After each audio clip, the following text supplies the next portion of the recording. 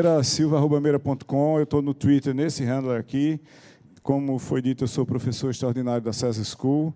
E o que eu faço hoje em dia é criar ou recriar uma companhia chamada digitalstrategy.company, onde o negócio da gente, como o nome diz, nós somos uma companhia de estratégia digital para negócios de todos os tamanhos. O que eu vou falar aqui hoje? Eu vou falar sobre lideranças e empreendedorismo de lideranças no mundo digital. E vou começar a falar nisso olhando para sinais dos tempos, e no nosso caso aqui, de tempos digitais, né? Se a gente olhar para o noticiário ao nosso redor, a gente vai descobrir coisas como essa. Isso aqui é uma empresa chamada Skin Vision, que publicou um aplicativo do mesmo nome, que faz pura e simplesmente o seguinte: ele detecta com 95% de precisão, de acurácia, câncer de pele a partir de imagens tiradas pela câmera do seu celular.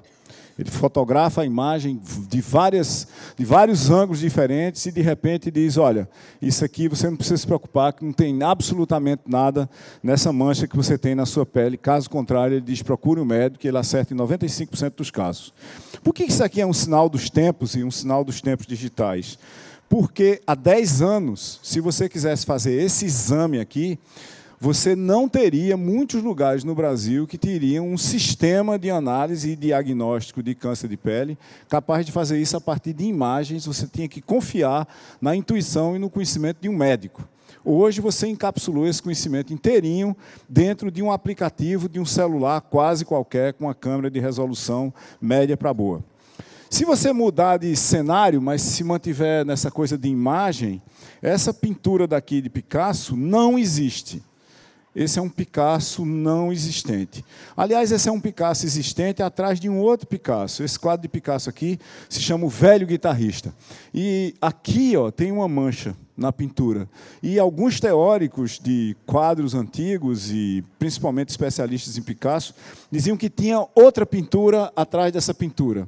E eles fizeram uma radiografia de alta resolução para descobrir que pintura estava atrás, extraíram essa imagem de lá, usando técnicas digitais de processamento extremamente sofisticado, mas, obviamente, extraíram imagem preto e branco. E por que essa imagem estava atrás? Porque os grandes pintores, todos já foram pobres e muito pobres. Então, quando eles não gostavam de um quadro, eles faziam outro por cima do quadro que eles não tinham gostado, para aproveitar a tela, que é um insumo muito caro, né?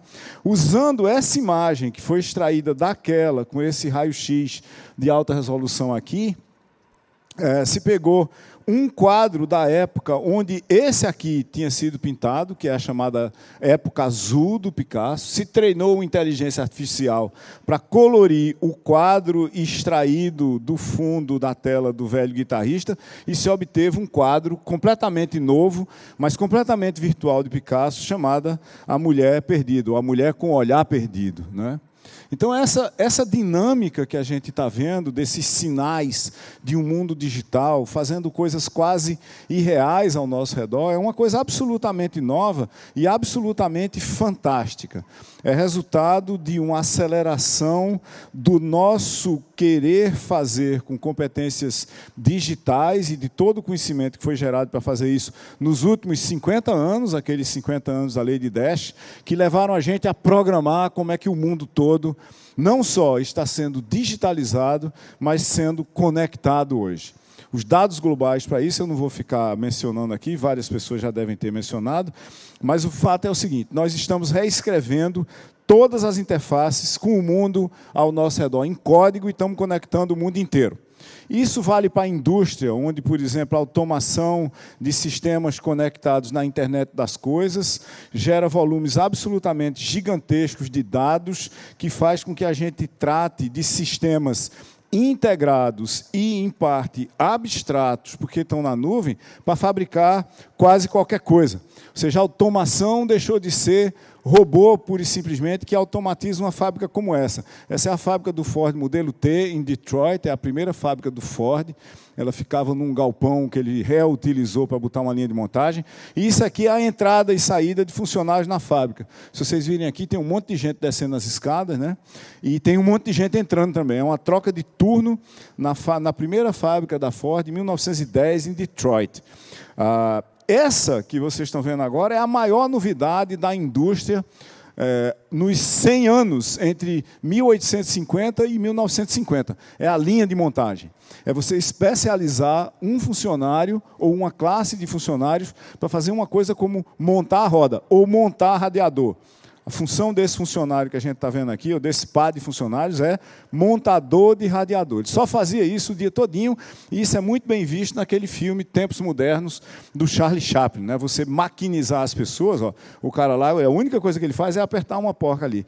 Então, aí você tem um trabalho repetitivo, quase desumanizante, sendo realizado por pessoas como nós o dia inteiro. Mas essa foi a mega novidade do começo do século XX. Foi a linha de montagem com operações de propósitos específicos, sendo realizados, essas operações, por pessoas que eram treinadas só para aquilo. Ande 100 anos. Essa linha de montagem aqui é de 2010. Veja que tem um carro aí embaixo saindo com um teto, e assim que ele sair, vai entrar outro que não tem o teto e também não tem um outro bocado de coisa. Esse carro vai ser atacado, é uma fábrica da Audi, em Leipzig, na Alemanha. Ele é atacado por 16 robôs simultaneamente, que realizam um trabalho de mais de 100 operários nesses segundos que ele vai ficar aí. Os robôs soldam, colam, botam porcas, botam partes, botam peças, mexem para lá, mexem para cá, botam teto também. E quando o carro sai dessa estação de montagem, ele é outro, completamente diferente, nesses poucos segundos que ele passou aí. Esse filme é em tempo real, ele não é acelerado, tá certo? O carro sai, vai embora, entra outro, acontece a mesma coisa, e se você olhar para a fábrica, ela é desumanizada de uma outra forma, ela não tem nenhum humano dentro. Não tem ninguém absolutamente nessa fábrica, né? É só robôs. As pessoas estão atrás dos robôs. Elas projetaram os robôs e escreveram as ações dos robôs e as coordenações das ações dos robôs. Esses robôs são orquestrados, eles realizam uma espécie de um balé físico para conseguir fazer o que eles fazem aí, sem uns entrarem em conflito com os outros. Em qualquer lugar que você for no mundo fabril hoje, você tem basicamente essas mesmas plantas que a gente está vendo aqui, em alguns lugares, é claro, com um número razoável de funcionários, mas nos lugares mais modernos, mais contemporâneos, quase sem ninguém na linha de montagem propriamente dita. E olha que esses robôs ainda não são os robôs de precisão, aqueles que estão lá na fábrica, que conseguem manipular objetos de pequeno porte e realizar operações extremamente sofisticadas. Aqueles robôs são robôs razoavelmente básicos. Quando você muda e começa a olhar para as cidades e para o universo de cidades espertas ou cidades inteligentes, totalmente conectadas, onde você consegue entender todos os fluxos da cidade, desde o de água, energia, esgoto, até o de automóveis, de pessoas e de comunicação, você está olhando para cidades como plataformas. Infraestruturas de computação, de conectividade, marketplace de dados e sistemas analíticos, políticas, parcerias e programas público-privados para dados, sistemas de governança desses dados, mecanismos de habilitação, inovação e aceleração, para, em cima disso, você escrever serviços digitais de educação, de água e telecom, de logística, de bem-estar, aprendizado, suporte mútuo, que tem como resultado sustentabilidade, mobilidade, eficiência de governo, qualidade de vida, saúde e bem-estar, não que desculpem. Não que isso esteja, aspas, pronto, em lugar nenhum do mundo, mas é isso o que tem um monte de gente tentando fazer. Como é que a gente estabelece níveis de plataformas superpostas nas cidades, de tal maneira que a gente consiga entender melhor o que é uma cidade, o que são os fluxos de absolutamente tudo nela, e como é que a gente gerencia isso para os indivíduos, para as comunidades, em função do que empresas, concessionárias e a governança da cidade conseguem fazer. Se você for para a saúde digital, eu vou entrar diretamente no que tem aí de mercado para a gente usar como exemplo, no mercado de aplicações de inteligência artificial. Em saúde, daqui a basicamente 5 anos, estima-se que vai ter um mercado de 40 bilhões de dólares em cirurgia robótica.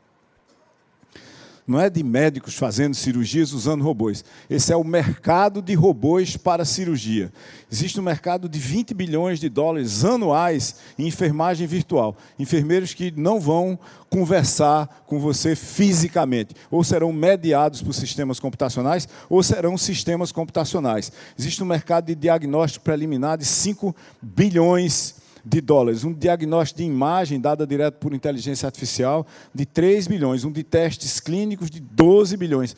E um de segurança de informação médica de 2 bilhões de dólares. E são mercados que, basicamente, hoje, são todos perto de zero.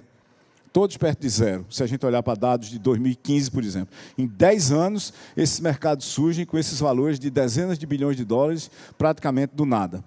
Isso leva a gente até a pensar no médio prazo, se a gente vai ter um API, né, um Application Programming Interface, uma interface para a gente programar, ou para humanos programarem coisas ao redor deles. Por que a gente não consegue, aspas, extrair dados diretamente da gente, com esse relógio, por exemplo, e por que desse relógio eu não consigo controlar quem lê os dados dele? Eventualmente, um monte de gente consegue ler um monte de coisa, mas só algumas pessoas conseguem ler outras. Será que a gente deveria ou não deveria pensar num negócio chamado Human APIs? Por acaso, tem uma empresa chamada humanapi.com nos Estados Unidos. Obviamente, isso passa por varejo, pelo que Alibaba redefiniu como sendo New Retail, onde o físico e o virtual não fazem, não tem uma separação radical entre os dois, não há diferença entre os dois, e onde a gente eventualmente funde os dois. New Retail é a integração em rede, de forma transparente e suave, entre o comércio offline e o comércio online. Tanto faz eu estar comprando ou oferecendo coisas online ou offline, a gente quer que a experiência seja eventualmente a mesma e que ela seja integrada seamlessly, que é a palavra em inglês que a gente transporta para o português sem traduzir como transparente e suave.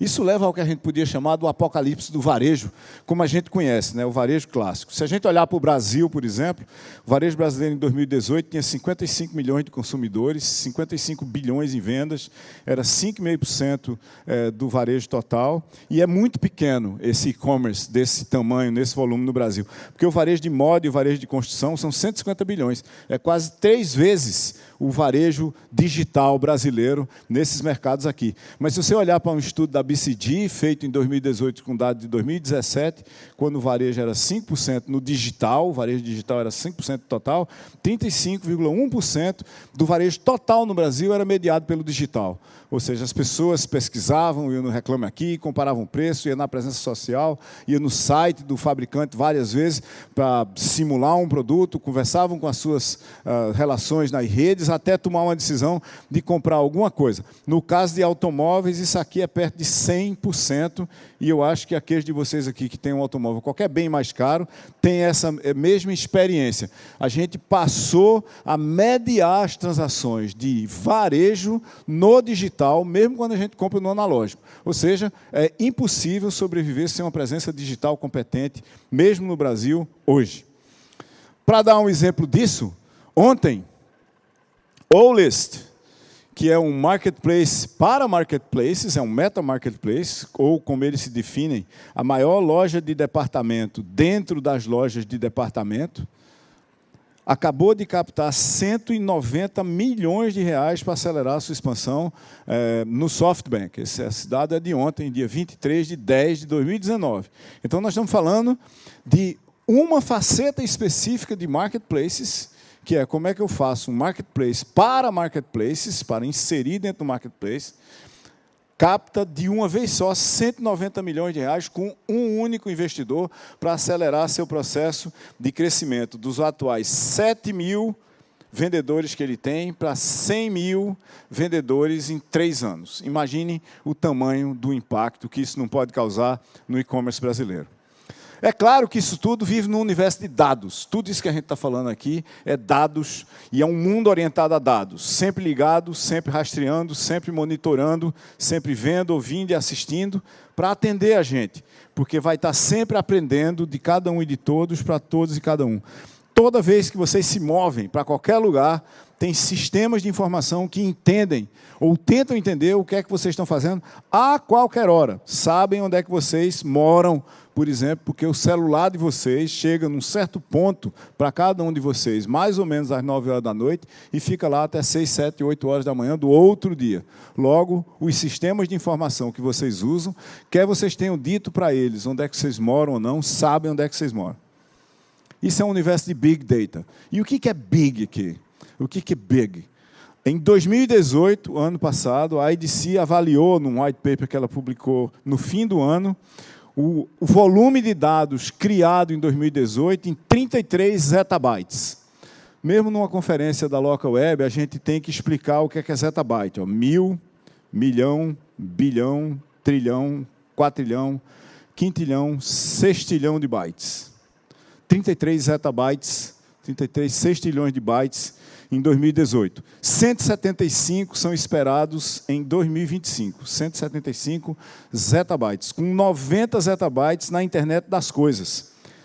Carros, em bots, em sistemas de realidade aumentada e virtual, em processos conectados, em APIs, em coisas físicas como portas, em celulares, dado que não sai de lá, em sensores que estão nas pessoas, e assim por diante. E 30% de todos esses dados, nós estamos falando de alguma coisa como 60 zettabytes, quase o dobro do volume de dados que foi gerado no ano passado, em tempo real. Dados sendo criados em tempo real que merecem e, às vezes, precisam de uma análise em tempo real para a gente entender o que é que eles estão fazendo ali e o que é que eles têm a ver com o nosso negócio. Isso implica em alguma oportunidade, é uma ameaça, a gente pode fazer uma oferta para alguém em função desses dados ou o quê? Se a gente olhar isso para um comparativo que a gente pudesse ter uma ideia mais prática, a 100 megabits por segundo na casa de um de nós, uma pessoa sozinha levaria 450 milhões de anos para baixar a datasfera, aquele volume de 175 zettabytes, de 2025. Se todos os humanos se juntassem para baixar a datasfera de 2025 a 100 megabits por segundo cada um, a gente levaria 20 anos e 3 meses. Isso dá uma ideia do universo de dados que vive, que circula ao nosso redor, porque nós geramos, tá certo? Nós geramos. Como assim? Exemplo disso. Quem que gera esse volume de dados? Vamos olhar para Peloton. Peloton é uma bicicleta que está na internet das coisas, tem sensor de pedaladas, de velocidade, de pulso, de batimento cardíaco, tem uma tela conectada na internet para você escolher sua aula, se conectar à professora que vai dar essa aula em tempo real ou foi gravado, e aí você fica pedalando em casa e ela está sorrindo porque em algum lugar nos Estados Unidos tem uma professora reclamando para outras 50 mil pessoas que estão assistindo a aula ao mesmo tempo que ela não está pedalando na velocidade esperada para aquela aula de spinning. Uma das aulas de Peloton, chamada All for One, foi assistida, ou teve a participação de 18 mil pessoas em tempo real. A academia precisou de 144 gigabits por segundo para entregar o fluxo de informação dessa aula para as pessoas e capturou 14,4 terabytes de volume de dados gerados pelas bicicletas que participaram da aula. Depois, a aula foi repetida offline, ou seja, on demand, para 38 mil pessoas, o número total de participantes foi 56 mil, e isso criou um volume de 45 terabytes, uma aula. Veja que cada aula que você faz nesse ambiente aqui é como se fosse um exame de eletrocardiografia detalhado, completo, de 1 hora, certo? Isso gera um monte de dados. Então, eventualmente, você não precisa ir em nenhum hospital. O hospital, de repente, o sistema de análise do hospital está na sua casa. Está na sua casa, boa parte dele. Aliás, com uma bicicleta muito mais bonita, que aquela do hospital, não é essas coisas todas. Essa daqui é outra parada e é muito mais divertido. É como se a gente fizesse exame todo dia que a gente faz exercício. O que isso gera do ponto de vista de tráfego na internet por mês? Estamos olhando aqui para quintilhões de bytes. Exabytes estão logo abaixo de zettabytes, né? Todo mundo aqui sabe disso. Exabytes, quintilhões de bytes e zettabytes, 6 trilhões de bytes. Estamos saindo de 78 exabytes por mês para 233. Isso é basicamente 3 vezes o tráfego na internet global. Mas presta atenção aqui embaixo, que o móvel está sendo multiplicado por 7 no mesmo período entre 2016 e 2021.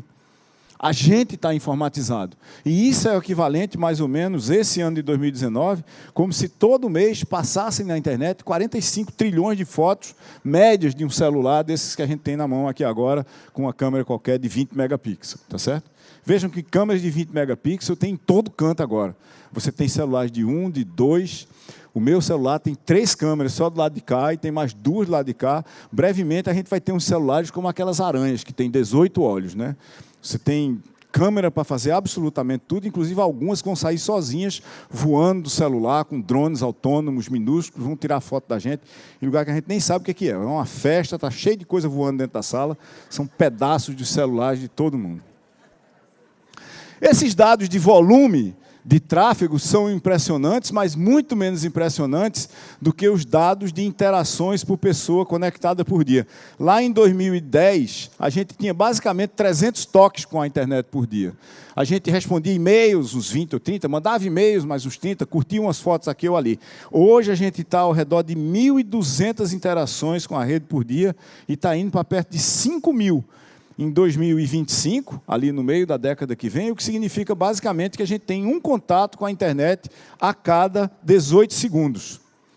O seu celular tira o seu batimento cardíaco, manda você da onde, a sola do seu sapato diz que você está pisando errado, a chave do seu carro diz que tem alguém que está tentando abrir ela, o seu celular pega um dado de não sei quem e avisa para você que está chovendo na sua casa, você deixou a sua janela aberta, se você quer deixar aberto mesmo, ou se você quer que feche, aí você diz feche, a janela está travada e não consegue fechar, e de repente você tem que mandar uma pessoa lá para ver, aí você tem que abrir a porta da casa remotamente para essa pessoa entrar, e por aí vai. Um conjunto de cenários de você estar em todo lugar, o tempo todo, em interações baseadas em comunicação, computação e controle, que vai gerar um número de interações absolutamente gigantescos por dia, considerando, por exemplo, que uma parte significativa dos veículos, como carros, bicicletas, além, obviamente, de patinetes e outras coisas menores que já tem aí, vão estar todos na rede. Se a gente olhar em retrospectiva, como foi que a gente chegou aqui? Como foi que digital fez a transformação de todos os mercados, das sociedades e do nosso comportamento? Sem entrar em muito detalhe, entre 1970 e 1990, a gente estava num ambiente das primeiras trocas de documentos eletrônicos via redes digitais fechadas.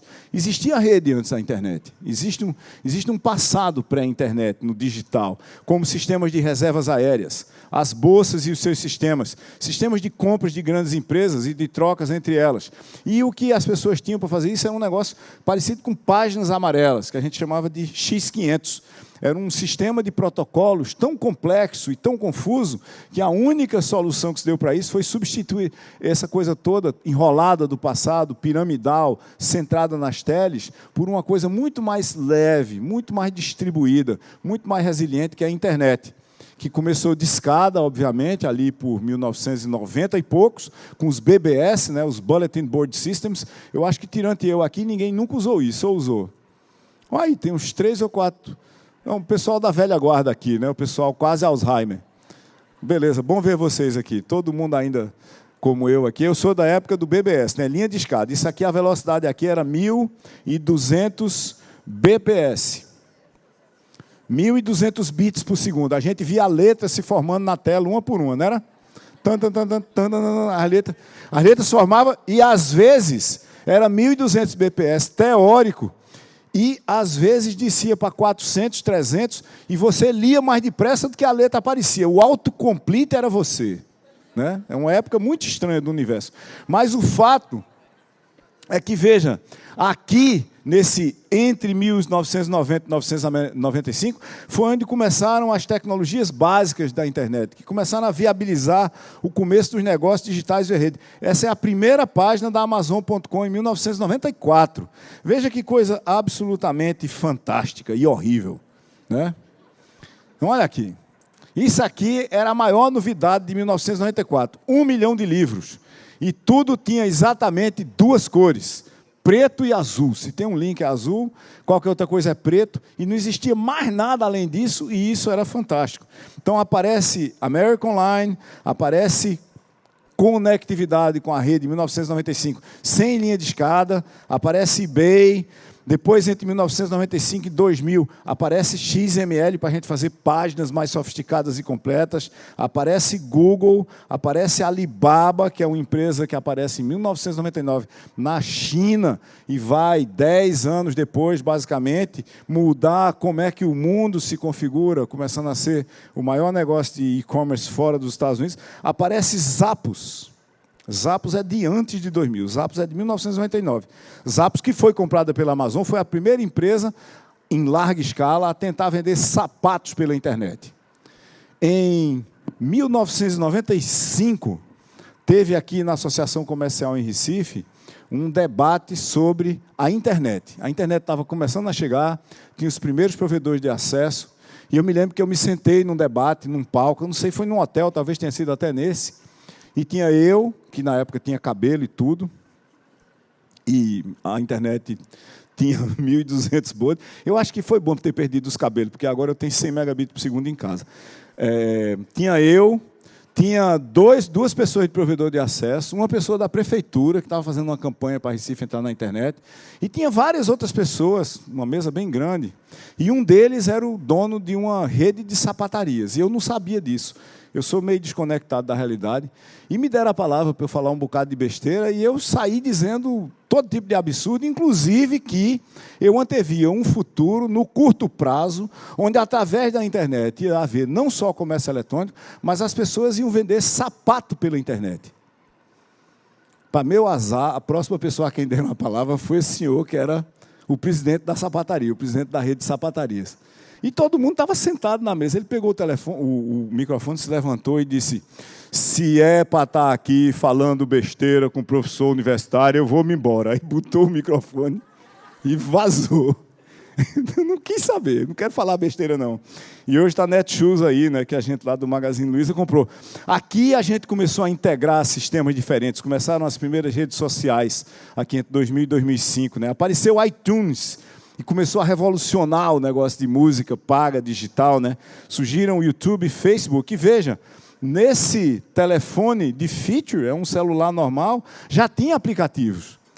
Já tinha aplicativos, não é? O aplicativo não apareceu depois dos smartphones. Isso foi sistematizado depois dos smartphones com App Stores. Aí mudou tudo, né? Mudou tudo quando? Mudou tudo entre 2005 e 2010, quando a gente começou a ter soluções de serviços compartilhados para negócios baseados nas nuvens de dados e processos. Quase tudo começou a ser social. Software virou serviço. Começou a ter stacks com plataformas digitais que eram o princípio dos ecossistemas que a gente está vendo hoje. Na meia década anterior a essa nossa, até 2015, a gente começou a ver ambientes omnichannel, com informação distribuída e interpretada por sistemas de Big Data. A gente começou a centrar tudo no usuário. A gente começou a ter tudo digital, independente de canal, lugar e meio, e a autonomia começou a aparecer no meio da rua. Começaram a aparecer robôs, sistemas que têm inteligência artificial e interpretam a realidade complexa ao seu redor para fazer coisas inesperadas. Por exemplo, tirar o motorista de dentro do carro. Esse pod de Google é especial, e eu botei ele aqui deliberadamente, porque ele não tem direção nem pedais. Você não tem a chance de pegar ele para dirigir se acontecer alguma coisa errada. Você entra lá dentro, reza alguma coisa para Santa Rita de Cássia e that's it. E agora a gente está vivendo o que eu chamo da grande transformação digital, uma mudança radical nos fundamentos de suporte aos processos de criação, entrega e captura de valor em todos os tipos de organização, com as bases analógicas ou analógicas digitalizadas, como imposto de renda de pessoa física, ou processo judicial eletrônico, ou tantas facetas de tantos negócios que estão por aí, sendo trocadas por plataformas digitais em rede, que redefinem a vasta maioria dos mercados. A gente está vendo a integração de organizações em ecossistemas digitais centrados em clientes e usuários.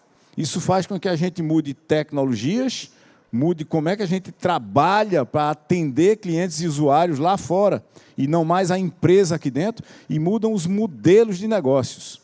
Então, a gente começou a ver as primeiras grandes plataformas digitais, as primeiras legislações para proteção de dados, Alibaba redefinindo o varejo, Airbnb se tornando lucrativa, o Magazine Luiza se tornando a melhor ação da B3 no Brasil. E, obviamente, com quebras óbvias de sistemas onde a receita é menor do que a despesa, como Uber e WeWork, que muito provavelmente terão ensinado muita coisa para a gente no longo prazo, mas no curto prazo talvez não consigam ter modelos de negócios sustentáveis.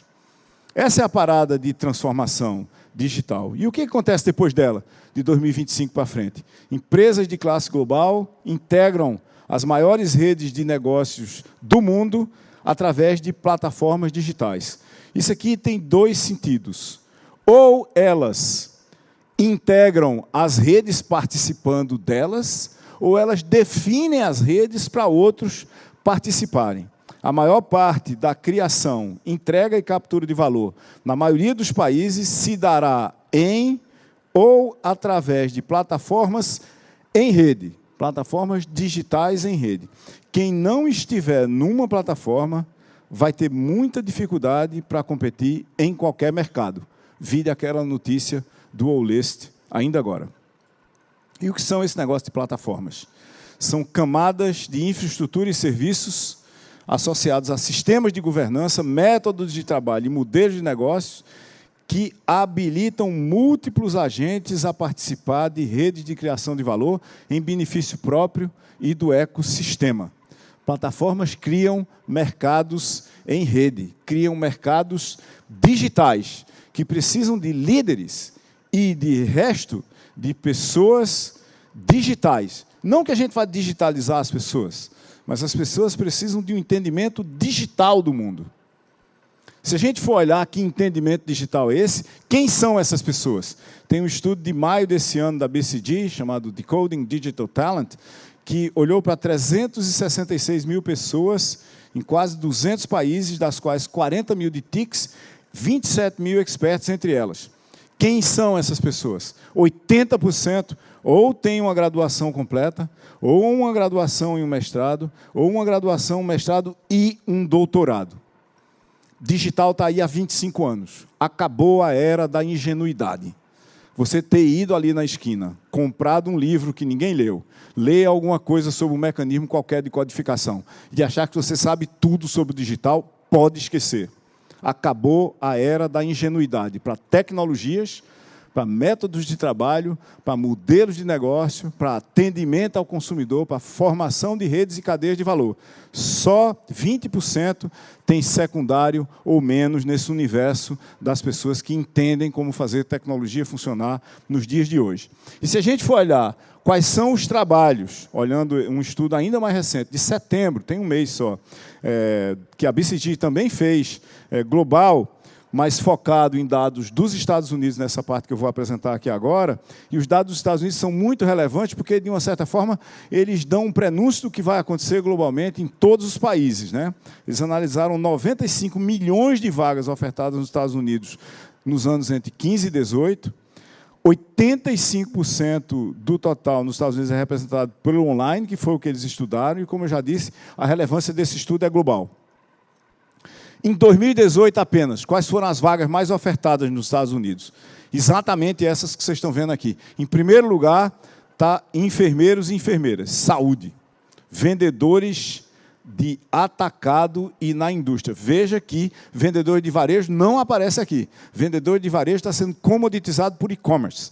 Atendimento ao consumidor. Aparece porque, mesmo que você comoditize o vendedor, você precisa de atendimento, e por aí vai. Mas quando você soma tudo, as vagas em TICs, coders, devs, engenheiros de software, analistas, pessoal de suporte, InfoSec, DBAs, somadas, são o maior cluster de vagas, excedendo em mais de 30% o número, a demanda por enfermeiras.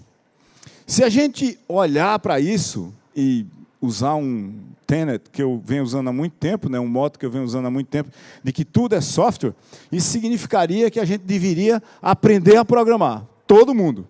Seja você quem for, seja você que profissão tiver, ou que você vai estudar, todo mundo deveria aprender a programar, porque naquele negócio lá atrás de cirurgias robóticas, tem um mercado de robôs para cirurgia de 40 bilhões de dólares, isso vai praticamente significar que todo médico que for operar qualquer coisa no futuro vai ter que saber como, pelo menos em parte, programar um robô. Aprendam a programar, isso é a primeira coisa que vale aqui para nós, líderes desse futuro digital. Mas programar para quê? Olhando só para o pessoal de programação agora, tá certo? As habilidades nos Estados Unidos, com maior crescimento de demanda em menções de oferta de emprego em 2018, são essas aqui, ó. Se vocês olharem, nas 15 primeiras, só tem 4 que não são de informática. Nas 15 primeiras, só tem 4 que são de informática. Isso é considerando tudo. Ó. Soluções para nuvem. Tem local web escrito em todo canto aqui. A Camila sabia que eu ia estar aqui hoje, aí deixou eu mandar essa transparência, esse slide para vocês. Né? Metodologias para desenvolvimento de software. Visualização de dados e data science. Automação de TICs. É local web de novo. Machine learning. Computação distribuída, local web de novo, linguagens de programação, gerenciamento de documentos e internet das coisas. Quais são as 4 coisas que não são TICs? Cuidar de crianças. Genética, essa é a próxima mega revolução. Isso aqui também é digital. É código sobre plataforma de carbono, ao invés de computação, que é código sobre plataforma de silício. Personal training. E se você não quiser fazer nenhuma dessas coisas, porque dão trabalho, cuidar de crianças e personal training é cuidar de pessoas, isso aqui é cuidar do código de pessoas, você pode ir para a construção civil. Aqui é montagem de teto e drywall. Então, tirante.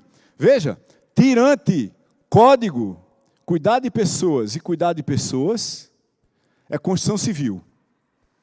Tá certo? Então, aquela história de que o maior gerador de emprego em qualquer sociedade, o maior gerador de emprego novo em qualquer sociedade é construção civil, não é verdade numa sociedade que está minimamente no futuro.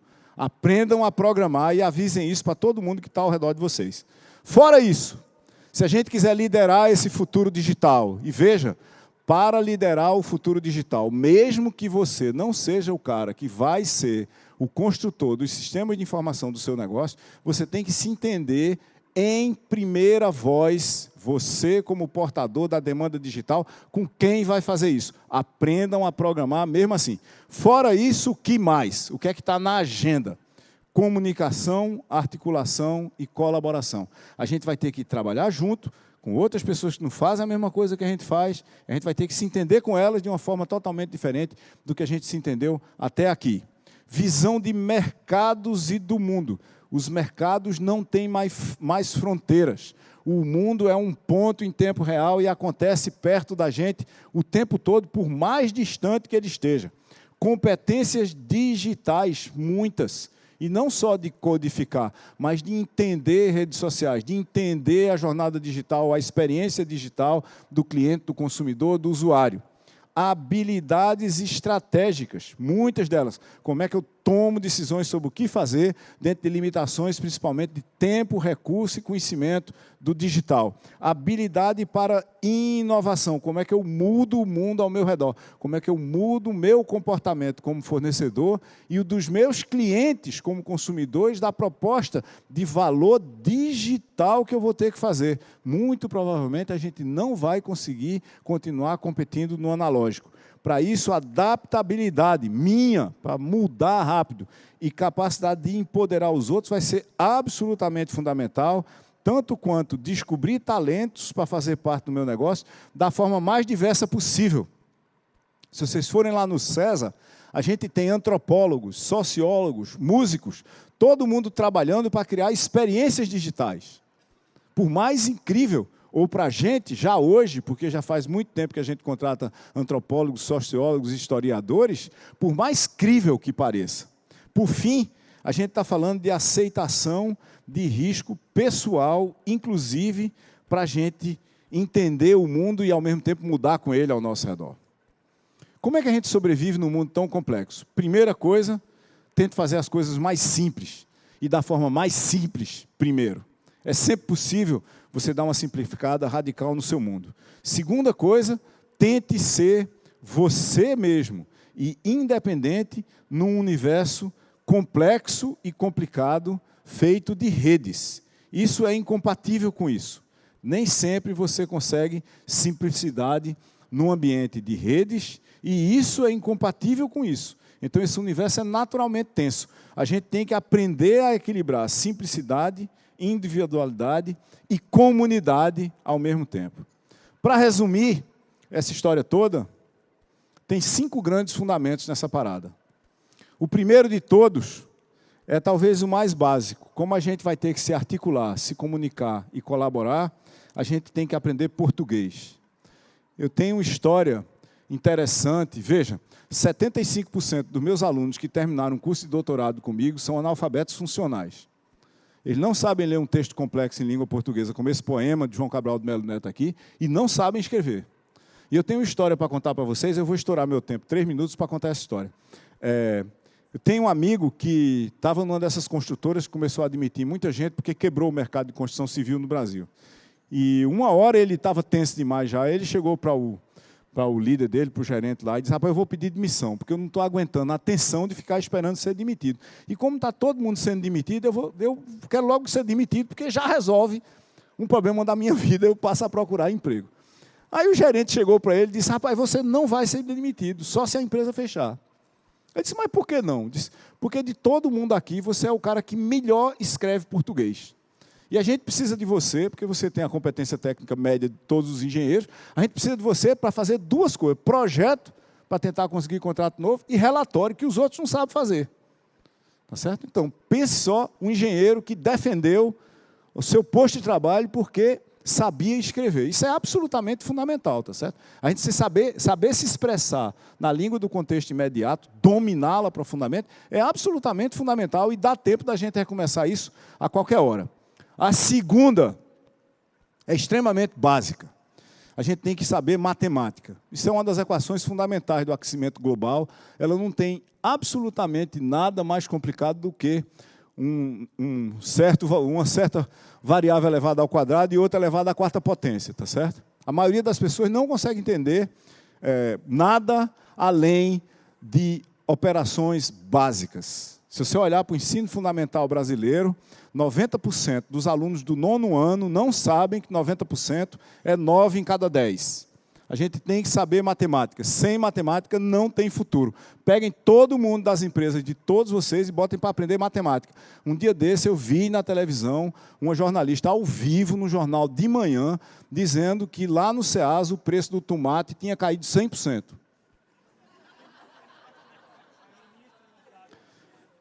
Aí eu tive aquele choque, né?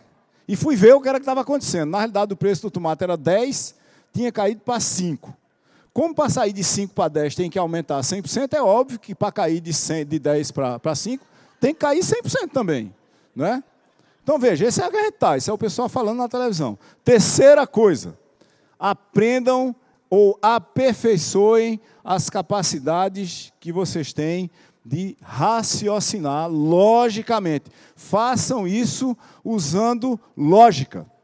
Isso aqui é um teorema codificado em vários axiomas, definições e teoremas de Kurt Gödel, que é o maior lógico que existiu nos últimos 200 anos, pelo menos, que prova a existência e unicidade de Deus, por acaso, tá certo? A gente pode demonstrar logicamente um bocado de coisas que não fazem sentido para alguns de nós, mas fazem para outros. Lógica. Lógica na forma de coding é essencial para a gente tentar liderar gente na era da informação. Tentar expressar meu raciocínio lógico ou tentar expressar logicamente meu raciocínio é outra forma de dizer isso, mas fazer com que seja inteligível de uma maneira tal que as pessoas consigam escrever o código para a gente. Se a gente não conseguir dizer de uma forma lógica o que é que a gente quer, ninguém vai conseguir codificar isso com o mínimo de racionalidade.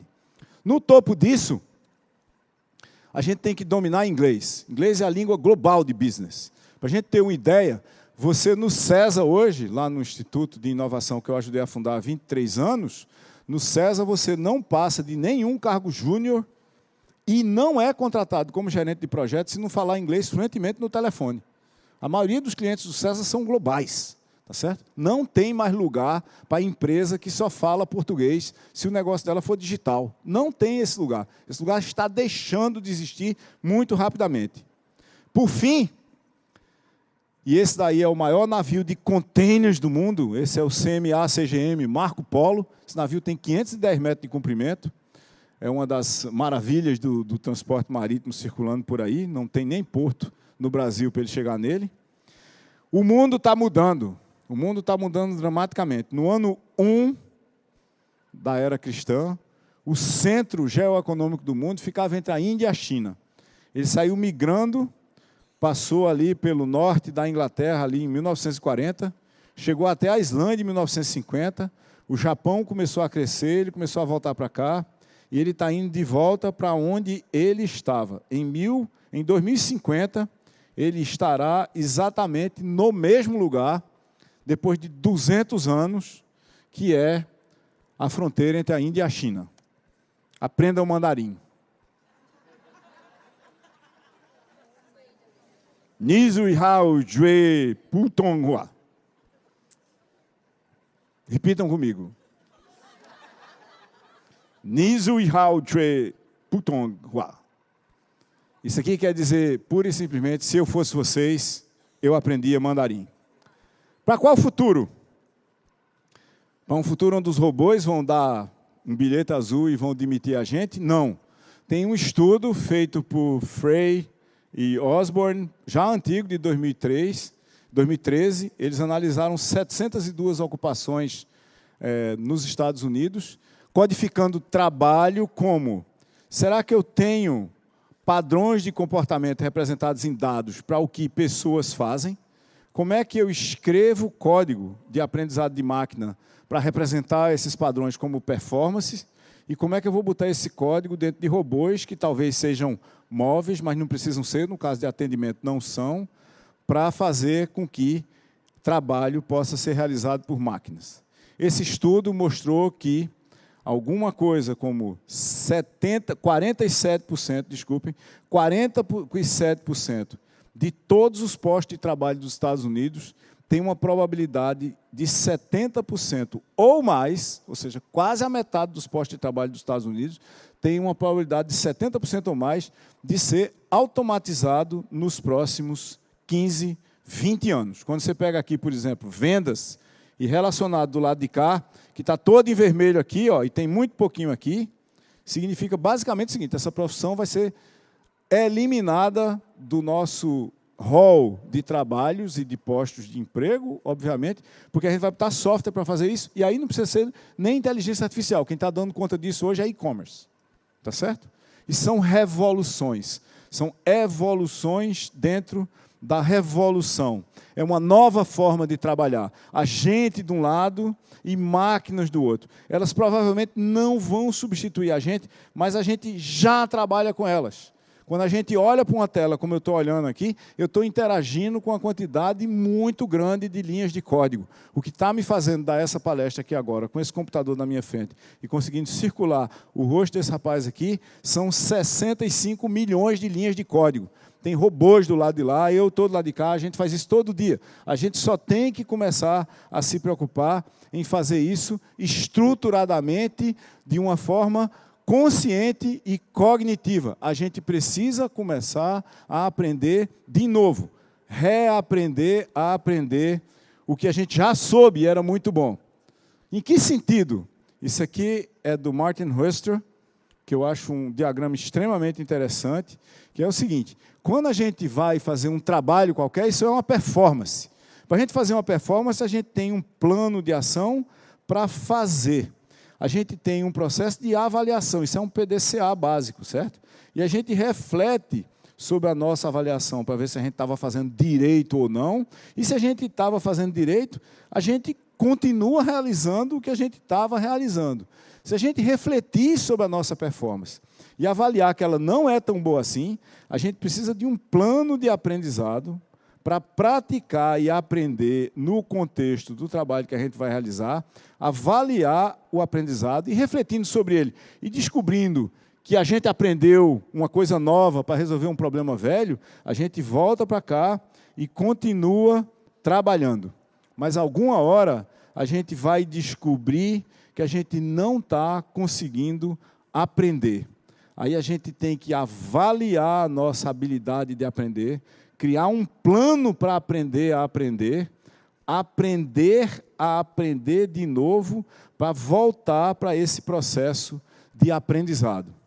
Ou seja, aprender ficou mais complexo, porque não é só aprender e evoluir a nossa performance atual, é aprender mais coisas e, eventualmente, aprender novas formas de aprender.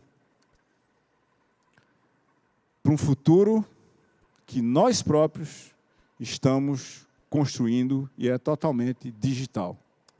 Muito obrigado.